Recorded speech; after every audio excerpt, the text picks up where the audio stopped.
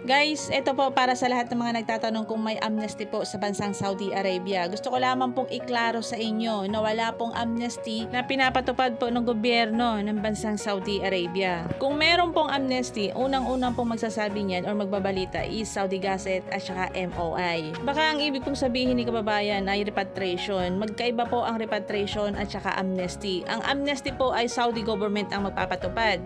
Ang repatriation naman po ay Philippine government po ang nagpapatupad. At saka ang repatriation po ay hindi po yan mawawala. Tuloy-tuloy pa rin po hanggang ngayon. Sa bansang UAE or United Arab Emirates po ang merong amnesty ngayon. Heto yung pinakapagod at pinakamahirap na nararanasan ng mga OFW. Yung aalis ka, hindi mo alam kung ano ang ilalagay mo sa mga maleta mo. Minsan naglalagay tayo ng mga plastic para maayos lang yung mga gamit natin. Lahat ng mga timbagan nagagamit natin para makita lang natin kung sakto o tama yung mga kilo na dadalhin natin. Kung hindi naman tayo komportable at hindi tayo mapakali kung saan-saan tayong mga kaibigan na nagtatanong kung ano dapat ang ilagay natin sa mga maleta, kung ano dapat nating ilagay para hindi ma-hold sa immigration. Minsan kasi kahit naglalabas ng advisory ang Bureau of Customs, mas gusto pa nating nagtatanong sa mga kaibigan natin na eksperyensado na o yung mga nakaalis na sa ibang bansa.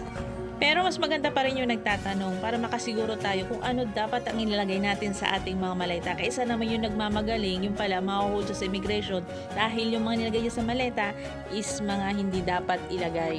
Tips number 1 para hindi makaproblema or hindi magka-aberya sa airport, kailangan po yung gamit or yung kilo na dadalhin nyo po or ilalagay nyo po sa inyong mga maleta ay base po sa inyong mga plane ticket. Tips number 2, kailangan po yung mga flammable content ay ilagay po natin sa ating mga check-in baggage para hindi ka po matulad nito. Sila po ay domestic flight lamang, so ibig sabihin po ng domestic flight ay pupunta lamang po sila sa area ng Pilipinas. Pero nagsobra ang kanilang mga dala, kailangan po nila itong bawasan.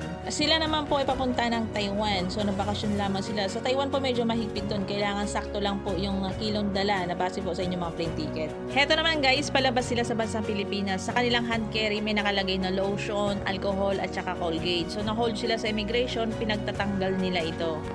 So pag ganyan po ng mga flammable content, ilagay po natin yan sa ating mga check-in baggage, wag po sa hand carry. Hanggang sa pag-alis mo sa bansang Pilipinas, sa trabaho, pakikisama sa amo, pakikisama sa mga kaibigan, hanggang pag-uwi mo, sobrang hirap talaga.